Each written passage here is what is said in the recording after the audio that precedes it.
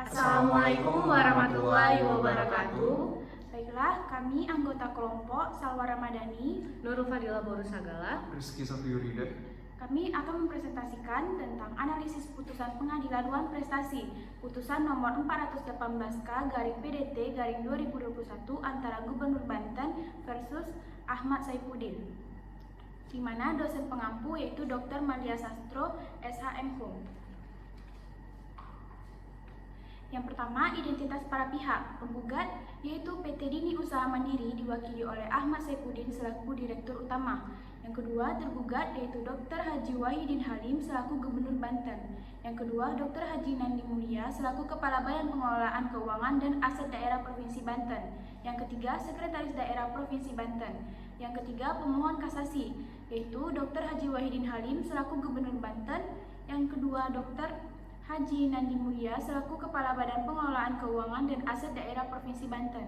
Yang keempat, termohon kasasi yaitu PT Dini Usaha Mandiri diwakili oleh Ahmad Saifuddin selaku Direktur Utama.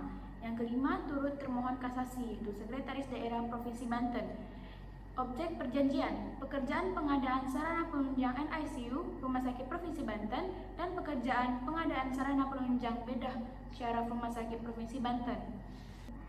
Kasus posisi atau kronologis, pihak tergugat melakukan perjanjian kontrak dengan pihak penggugat terkait dengan pekerjaan pengadaan sarana penunjang NICU Rumah Sakit Provinsi Banten dan pekerjaan pengadaan sarana penunjang bedah syaraf Rumah Sakit Provinsi Banten kepada pihak penggugat, yang dimana setelah perjanjian kontrak dijalankan, salah satu pihak yakni pihak tergugat melakukan manifestasi atau ingkar janji, yang kemudian pihak penggugat pun mengajukan ke pengadilan. Lalu pada putusan pertama, hakim menyatakan telah menerima dan mengabulkan gugatan penggugat atau PT Dini Usaha Mandiri untuk seluruhnya. Lalu setelahnya pihak tergugat pun mengajukan eksepsi yang pada pokoknya mengenai gugatan yang kabur atau obsolibel dan gugatan penggugat salah alamat atau error in persona. Akan tetapi hakim menolak eksepsi dari pihak tergugat untuk seluruhnya. Lalu setelahnya pihak tergugat mengajukan kasasi ke pengadilan pada tanggal 15 April 2019. Akan tetapi hakim menolak kasasi seluruhnya, menimbang bahwa oleh karena permohonan kasasi dari pemohon kasasi 1, 2, 3 ditolak dan pemohon kasasi 1, 2, 3 ada di pihak yang kalah, maka pemohon kasasi 1, 2, 3 dihukum untuk membayar biaya perkara dalam tingkat kasasi ini. Memperhatikan Undang-Undang Nomor 48 Tahun 2009 tentang Kekuasaan Kehakiman, Undang-Undang Nomor 14 Tahun 1985 tentang Mahkamah Agung sebagaimana diubah dengan Undang-Undang Nomor 5 Tahun 2004 dan perubahan kedua dengan Undang-Undang Nomor 3 Tahun 2009 serta peraturan perundang-undangan lain yang bersangkutan. Mengadili 1. Menolak permohonan kasasi dari pemohon kasasi 1. Gubernur Banten, 2. Kepala Dinas Pendapatan dan Pengelolaan Keuangan Daerah Provinsi Banten, 3. Kepala Dinas Kesehatan Provinsi Banten beralamat di kawasan Pusat Pemerintahan Provinsi Banten KP3B tersebut. 2. Menghukum pemohon kasasi 1, 2, 3 untuk membayar biaya perkara dalam tingkat kasasi ini sejumlah Rp500.000. Dengan demikian, putusan dalam rapat musyawarah Majelis Hakim pada hari Senin tanggal 1 Maret 2021 oleh Sudrajat Dimyati SHMH, Hakim Agung yang ditetapkan oleh Ketua Mahkamah Agung sebagai Ketua Majelis Dr. Muhammad Yunus Wahab SHMH dan Dr. Rahmi Mulyati SHMH, Hakim-Hakim Agung sebagai anggota dan diucapkan dalam sidang terbuka untuk umum pada hari itu juga oleh Ketua Majelis dengan dihadiri para anggota tersebut dan Eli Tripangestuti SHMH, panitera pengganti dengan tidak dihadiri oleh para pihak. Selanjutnya akan lanjutkan penjelasan saya. Baik, kemudian analisis putusan. Perjanjian merupakan suatu hubungan hukum antara dua pihak atau lebih yang masing-masing pihak memiliki hak dan kewajiban yang timbul karena adanya perjanjian tersebut.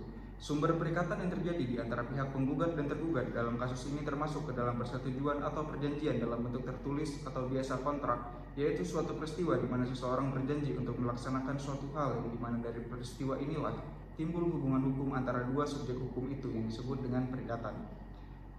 Dan dalam kasus di atas merupakan kasus wan prestasi yang dilakukan oleh tergugat, yang dimana wan prestasi sendiri diartikan sebagai tidak memenuhi kewajiban yang telah disepakati dalam perikatan.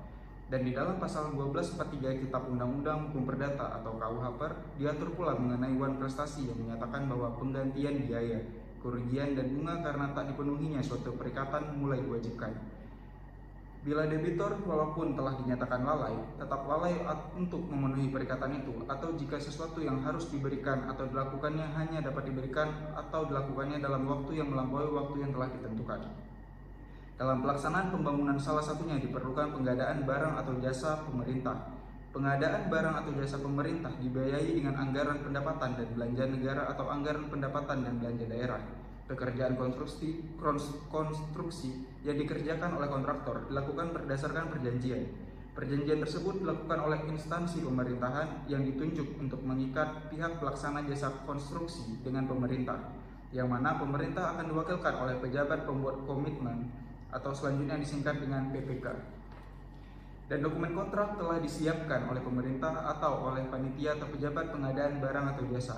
Kontrak tersebut merupakan perikatan antara penggunaan barang atau jasa dengan penyedia barang atau jasa dalam pengadaan barang atau jasa. Kontrak merupakan bagian dari dokumen pemilihan penyedia barang atau jasa yang memuat ketentuan-ketentuan yang lebih spesifik yang sifatnya mengikat bagi para pihak.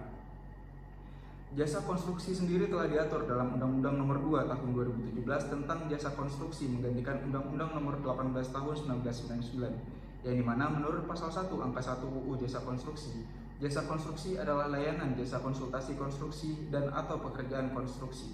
Dan kedua belah pihak dalam layanan jasa konstruksi ini memiliki kedudukan yang sama, sehingga kedudukan kontrak dalam hal ini menjadi hal yang sangat penting jika terdapat kesesuaian prestasi yang terjadi. Sementara itu, kontrak kerja konstruksi sendiri menurut Pasal 1 Angka 8 UU Jasa Konstruksi ialah keseluruhan dokumen kontrak yang mengatur hubungan hukum antara pengguna jasa dan penyedia jasa dalam penyelenggaraan jasa konstruksi. Dalam kasus ini, hakim memberikan putusan bahwa para tergugat telah melakukan perbuatan ingkar janji atau wan prestasi, yang dimana mengabulkan gugatan penggugat untuk sebagian dan menolak permohonan kasasi dari pihak tergugat. Dan kami setuju dengan putusan yang telah dijatuhkan oleh hakim dikarenakan hakim dalam menjatuhkan putusannya telah memenuhi salah satu asas hukum, yaitu putusan harus disertai alasan-alasan, yaitu asas di mana semua putusan pengadilan harus memuat keterangan-keterangan atau argumentasi-argumentasi yang dijadikan dasar oleh pengadilan dalam memutuskan suatu perkara.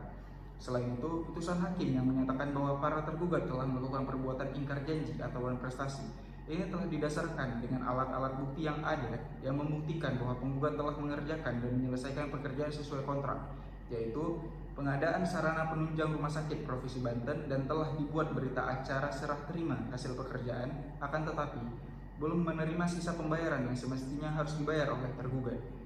Serta putusan tersebut telah dikuatkan dengan putusan judek fakti dari Pengadilan Tinggi Banten, dan putusan hakim yang menolak permohonan kasasi oleh para pihak tergugat ini pun telah didasari oleh putusan judek fakti dari Pengadilan Tinggi Banten. Berdasarkan argumen-argumen yang telah diberikan di atas, maka dapat disimpulkan bahwa secara keseluruhan putusan hakim atas kasus wan prestasi ini dapat dibenarkan dan telah sesuai dengan ketentuan-ketentuan peraturan perundang-undangan yang ada. Baik, sekian dari presentasi kelompok kami. Apabila ada salah kami mohon maaf. Wabillahi taufiq wal hidayah. Assalamualaikum warahmatullahi wabarakatuh.